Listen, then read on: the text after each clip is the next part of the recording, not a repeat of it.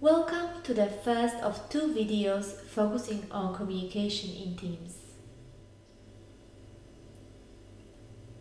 In this video, we will explain communication process model. Then we will discuss communication in teams, specifically focusing on communication in virtual teams. The video will conclude with a discussion on the use of social media in the workplace. Effective communication is not only about clearly expressing your information. It is also about using body language, taking time to listen, and acknowledging what someone said to you. Good communication skills therefore involve not only verbal, but also non-verbal, written and listening components. Effective interpersonal communication in the workplace helps in understanding the needs and requirements of your clients and stakeholders, in understanding instructions and what needs to be done to complete a task, sharing ideas and creating new knowledge, understanding others' point of view and perspectives on the problem, and helps avoid misunderstandings and misinterpretation that can lead to conflict. In this lecture, we define interpersonal communication as communication involving two or more people in which each takes turn being the speaker and a listener. Communication is a process where message flows through invisible channels between the sender and receiver. Sender creates a message and encodes this message through the use of words, gestures, writing, body language, and tone of the voice. This encoded message is later transmitted to the receiver using different media channels, face-to-face, but also email or newsletters. The receiver then decodes the incoming message and makes sense of it. Ideally, the decoded meaning of the message should be the same to the one intended by the sender. In other words, the receiver understands exactly what the sender wanted to convey. Receiver often sends the sender a feedback that he or she understood the message. Receiver might be nodding or simply acknowledging, "Yes, I know what you mean. I understand." That way, sender knows that the receiver in fact received the message in a way that was intended. Anything that interferes the communication process is noise.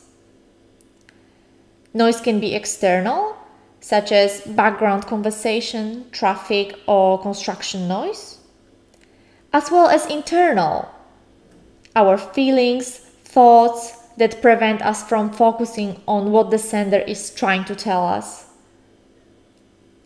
There is also another type of noise, semantic noise.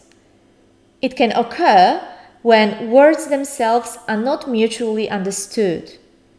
For example, because sender and receiver represent different backgrounds, use different jargons or technical language.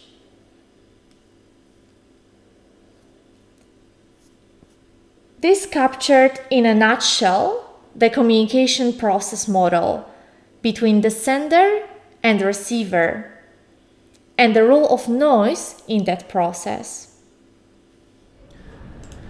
Now, communication has a number of implications for teamwork.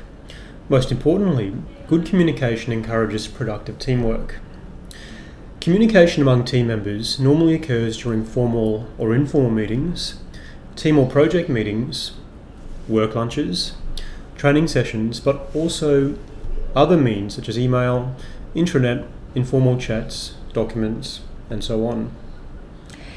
Research has found that fostering collaboration and trust in the workplace facilitate more effective communication. Many business owners maintain an open door policy that encourages open communication. These days, organizations become more global. Instead of spending a large amount of money and time on traveling, they are increasingly using Skype or video conferencing to communicate. It is not uncommon, for example, for a product design to be completed in Australia, tested in Mexico, and manufactured in China. These global virtual teams wouldn't be able to exist without using technology to communicate. While traditional teams have more opportunities for face-to-face interactions, which help build trust among team members, virtual teams lack this opportunity and are not able to develop trust. Instead, members of virtual teams import trust. This so-called swift trust is based on immediate stereotypical impressions of a person's job title or status. It is not uncommon for members of virtual teams to learn about their colleagues by checking their CVs, LinkedIn sites, or Facebook profiles and decide whether or not they are trustworthy. Social media allows employees to actively participate in sharing knowledge across teams, departments, and in general. Social media sites such as LinkedIn provide both employers and potential candidates with an opportunity to interact. Many organizations use Facebook to promote their product or communicate with their clients and customers. For example, QUT and Virgin Australia both have Facebook pages.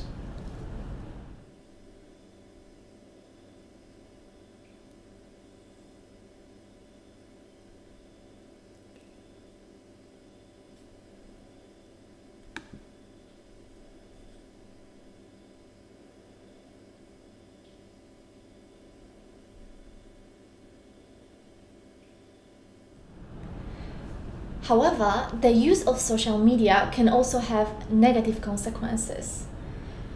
Excessive use of social media by employees during working hours for other purposes than related to work might lead to employment termination. There were instances that employees were dismissed because of inappropriate comments they posted on their Facebook profiles about a company, fellow employees, or their supervisors. In this video, we discussed a model of communication in teams, and more specifically, in virtual teams, as well as the use of social media in the workplace. The second video will focus on the importance of active listening, provide example of active listening, discuss consequences of poor communication, and outline strategies to increase cooperation and trust in teams.